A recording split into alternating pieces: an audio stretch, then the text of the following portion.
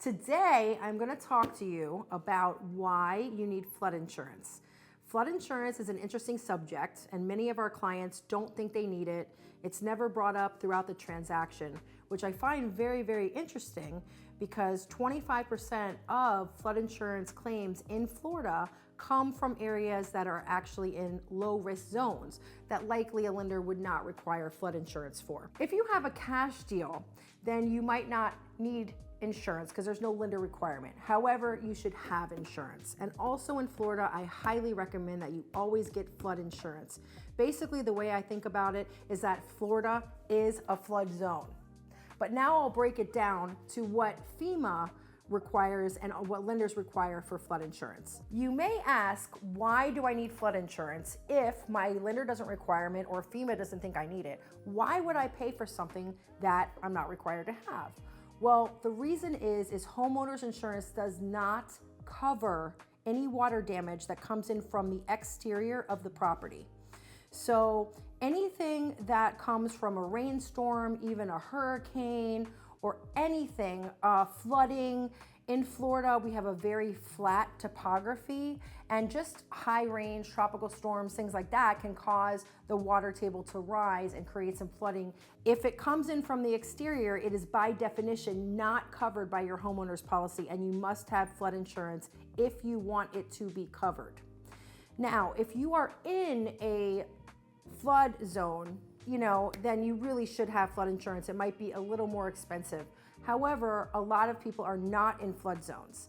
And if they're not in flood zones, you can lock in flood insurance for a very low rate.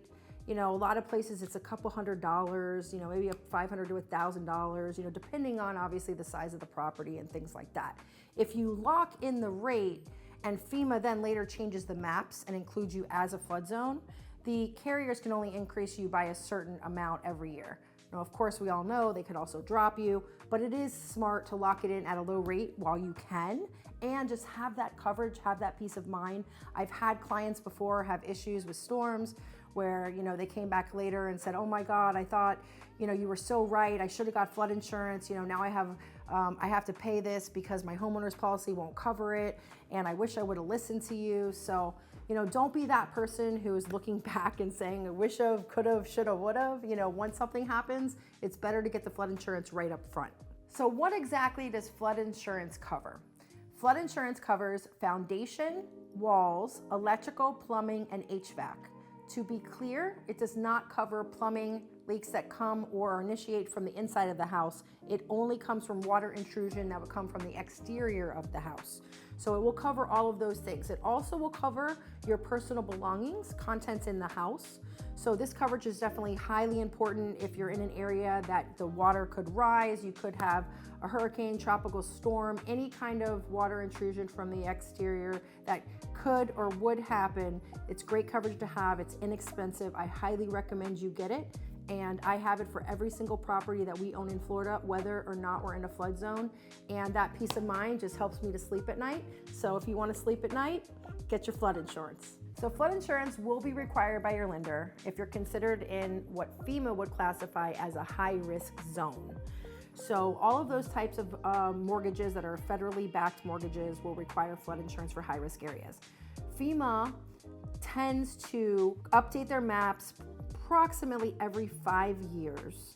However, if there's changing climate or changing topography or other mitigating factors, they may update them as needed. So it's not a requirement every 5 years, but generally it's every 5 years when they update their flood maps.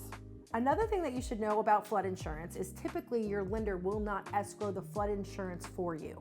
So it is a policy that's typically an annual policy, and you're gonna wanna make sure you set your calendar, you check your mail, but you make that payment every year to keep your policy active.